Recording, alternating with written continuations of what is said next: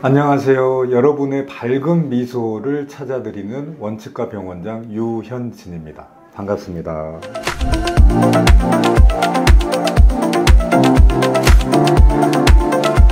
항상 TV 방송으로만 여러분들을 뵙다가 보니까 치아 건강에 관련된 이야기들을 방송에서는 사실상 이렇게 너무 자질구레하고 세부적인 내용들을 자세하게 설명드리기는 좀 어렵더라고요. 정해진 시간에 어떤 정해진 형식에 맞게, 그리고 정해진 내용에 맞게 간단하게 설명을 드리다 보니까 그런 부분에 대한 아쉬움들이 조금 많아서, 그래서 이번에 큰 마음을 먹고 원치과 유튜브 채널을 개설해서 앞으로는 여러분들이 궁금해하는 사항을 즉시 해결해드리고 이렇게 편하게 얘기해드리고 소개해드릴 수 있는 시간을 가져보려고 합니다. 그래서 오늘은 여러분들이 요즘 아마 굉장히 많은 관심을 가지고 있는 분야가 치과 분야 중에서도 아마 임플란트일 거라고 생각이 들어서, 도대체 임플란트는 무엇이고 어떻게 하는 것이고, 임플란트를 왜 해야 되고, 임플란트 치료라는 거를 안 했을 때는 어떤 불편함이 생기는지에 대해서 여러분께 조금 더 자세히 설명을 드리려고 합니다. 임플란트라는 거는 아주 쉽게 설명드리면, 어떤 충치가 심해지거나 잇몸 질환이 심해서 이가 많이 흔들리게 될 경우 이를 빼게 되죠. 발치를 하게 되는데, 그럼 그 이 뺀 자리에 뭔가가 들어가야 되겠죠. 그래서 그 이 뺀 자리에 뭔가를 해줄 수 있는 방법, 그것을 통칭 치과 임플란트라고 합니다. 보면 이렇게 임플란트 모양이 있죠. 이 아랫부분이 나사선으로 이렇게 돌림 이렇게 돼 있는 기둥 모양이 저희가 흔히 말하는 임플란트이고, 그 위에 임플란트를 잇몸뼈에 심고 나서 어느 정도 기간이 지난 후에 그 위에 기둥을 올리고 그 위에 이런 식으로 예쁘게 이를 만들어 드려요. 이렇게 되는 게 이제 임플란트의 완성. 요것이 바로 임플란트라고 생각하시면 될 것 같습니다.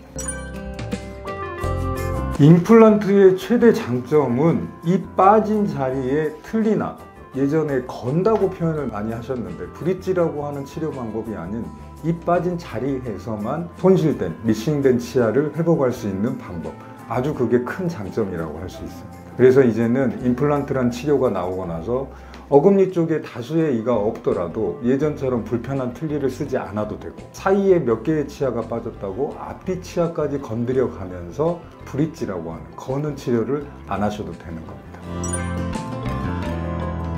어떤 이유에서든지 간에 이가 손상이 된 경우, 이를 빼게 되면 당연히 임플란트를 최대한 빨리 하셔야 됩니다.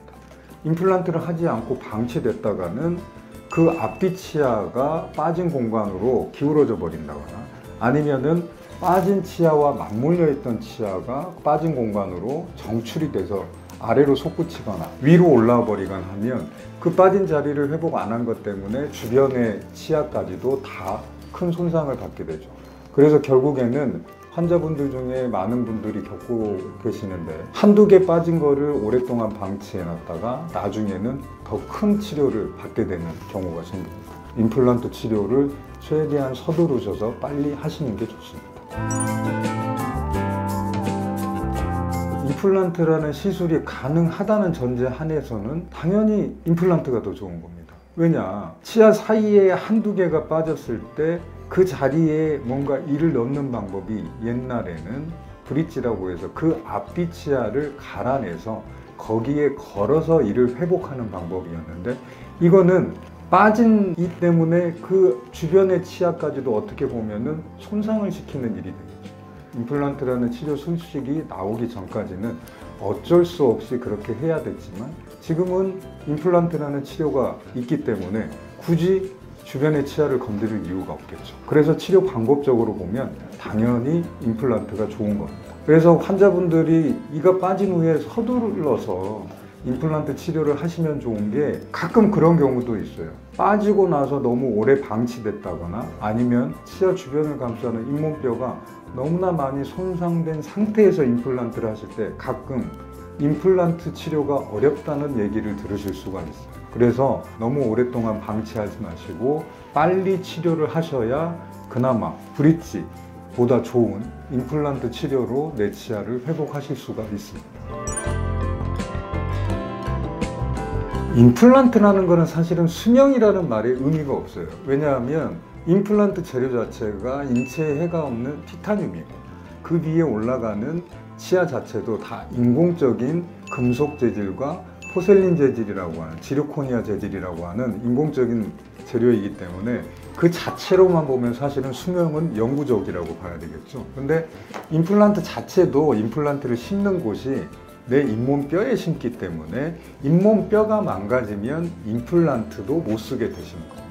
이런 개념으로 생각하시면 됩니다. 그래서 임플란트 수술을 하고 나서는 항상 강조드리는 게 항상 관리 잘 하셔라 라는 말씀을 드리는 거고, 그에 반해 브릿지 같은 경우는 내 치아에 거는 치료이기 때문에 언제 어느 순간에 그 치아와 브릿지라고 하는 인공치가 연결되는 부위에 충치가 생길 수 있고 그 충치가 심해져서 또 이를 뺄 수도 있고 또 어느 순간에는 또 잇몸이 망가지고 치아가 없는 자리에 음식물이 많이 끼게 되고, 그렇게 됨으로써 길게 쓰시는 분들도 한 10년?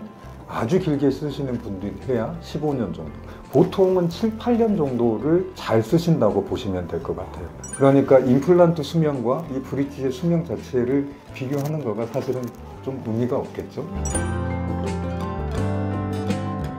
아까 처음에 제가 설명드렸듯이 임플란트라는 치료는 치아가 없는 자리에 대체 2로 들어가는 치료죠. 그러니까 내 치아가 어떤 사고를 당했건 충치가 심해졌건 아니면은 잇몸병이 심해져서 이를 뽑았거나 했을 때는 당연히 임플란트 치료를 해야 되는데, 단 한 가지, 아직 성인이 되지 않는 아이들 같은 경우는 지속적으로 골성장, 이 골성장에는 단순히 팔, 다리뿐만 아니고 얼굴뼈, 앞골의 성장, 상악골, 하악골, 아래턱뼈, 위턱뼈의 성장도 포함되는 겁니다. 그래서 성장 중인 아이들 같은 경우는 이왕이면 임플란트 치료를 성장이 완전히 끝난 성인이 되고 나서 해야 되고요. 일반적인 성인 기준으로 볼 때에는 임플란트를 못하는 경우는 없다, 이렇게 보시면 될 것 같습니다. 오늘은 이렇게 첫 시간에 간략하게 임플란트에 대해서 제가 조금 설명을 드렸는데요. 혹시나 이 영상을 보시고 임플란트에 관해서 더 궁금한 것이 있거나 하시는 분들은 댓글로 남겨주시면 저희가 성심성의껏 답변을 해드리겠습니다. 앞으로 계속 저희 이 유튜브 채널을 통해 여러분께 좋은 치과 치료, 치과 상식을 전달해 드릴 거고요. 여러분이 이렇게 좋은 치과 정보를 얻으시려면 당연히 구독과 좋아요 해주시면 빠르게 좋은 정보를 받아보실 수 있겠죠. 부족하나마 제가 이렇게 설명을 드렸는데 어떻게 도움이 되셨는지 모르겠습니다. 하여튼 다음 영상에 다시 찾아뵙도록 하겠습니다. 감사합니다.